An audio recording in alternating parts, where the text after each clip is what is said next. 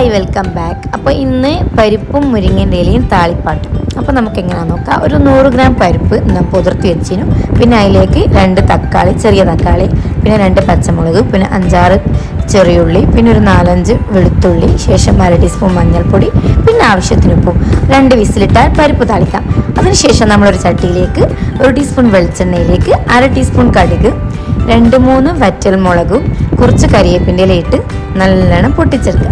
ശേഷം നമ്മൾ മുരിങ്ങൻ്റെ ഇല നല്ലോണം കേകി അതിലേക്കിട്ട് ആവശ്യത്തിന് ഉപ്പും ഇട്ട് അല്പം മഞ്ഞൾപ്പൊടി ഇട്ട് ഒന്ന് മാളിച്ചെടുക്കുക.